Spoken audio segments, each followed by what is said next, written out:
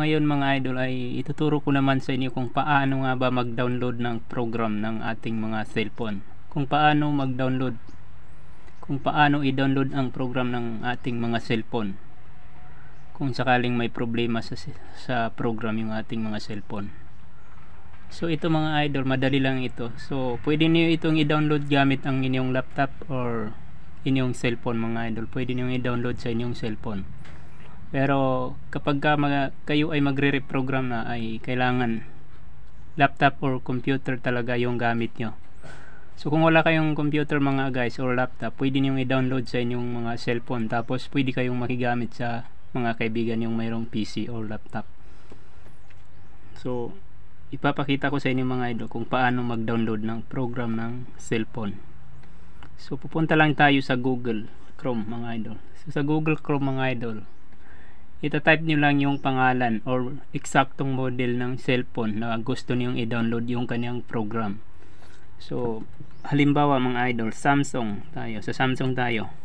Samsung, halimbawa ang Samsung natin is Samsung A50. Samsung A50. Samsung A50. Ayan. So pag-type nyo ng Samsung A50 mga idol, idudugtong nyo lang yung salitang firmware or flash file or firmware. So yan, firmware.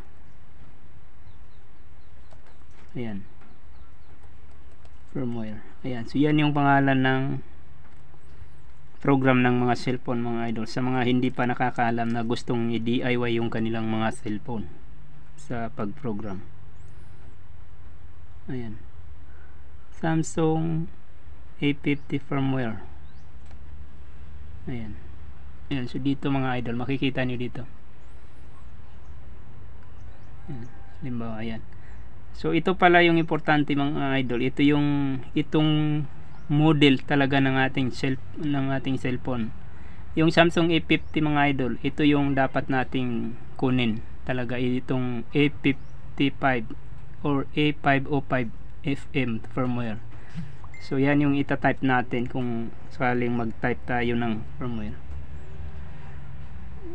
A505. Ayan, A505F firmware, latest firmware. So kahit saan dyan pwede mga idol. Ayan.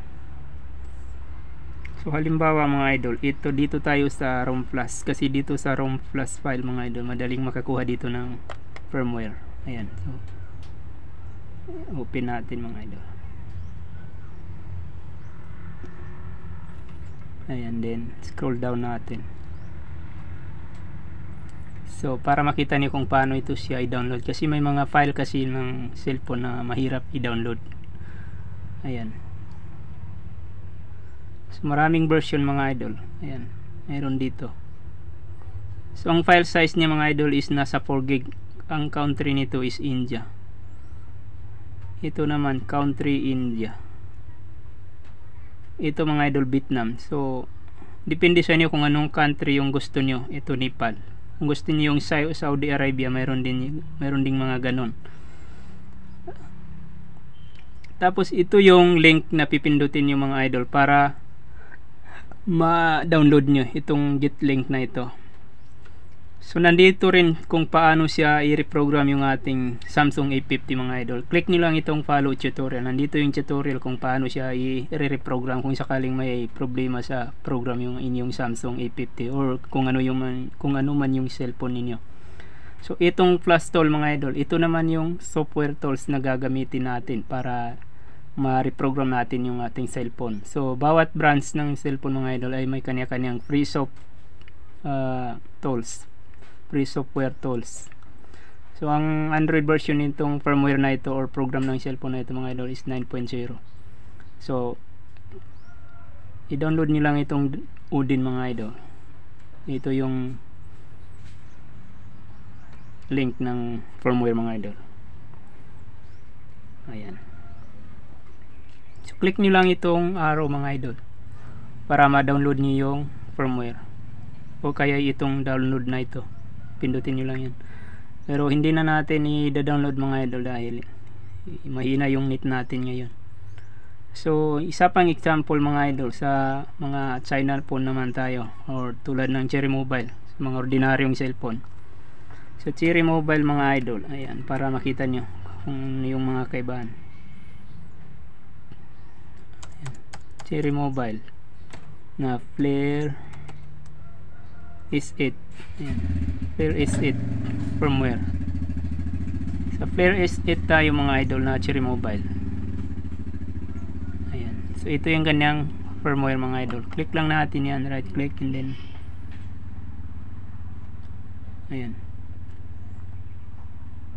Ayan, so ito yung link mga idol. Pwede kayong pumili dito sa dalawa kung saan yung pwede rin dito. Pareho lang yan sila, yung ano lang yung magkaiba, kung baga yung dadaanan nyo lang sa pag-download yung magkaiba. So ito naman yung kanyang software tools. Ang gamit naman natin software tools dito mga idol is SP Plus tool for Windows. Dito kayo kung naka Windows kayo mga idol. So ito yung kanyang Auto Plus install. Ito yung kanyang instruction kung paano i-reprogram yung ating Cherry Mobile Flare S8. So yan yung kanyang CPU number mga idol, MTK 6763. So ang file size niya mga idol is nasa 1 gig.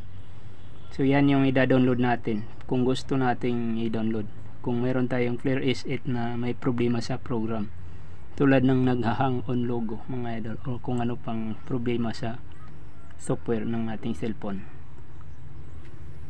So hanggang dito na lang siguro yung video natin mga idol. Sana ay may natutunan kayo o may nakuha kayong idea sa video natin na ito, para kung gusto niyong mag DIY sa inyong mga cellphone ay mayroon na kayong guide na makukuha para ma DIY niyo yung sarili niyong mga cellphone kahit hindi kayo technician. So maraming salamat sa panonood mga idol. Kung nagustuhan mo yung video natin ito, huwag mong kalimutang i-like at paki-share na rin. At kung hindi ka pa nakasubscribe, pindutin mo na yung subscribe button para ma-update ka sa mga bagong video natin. So maraming salamat again.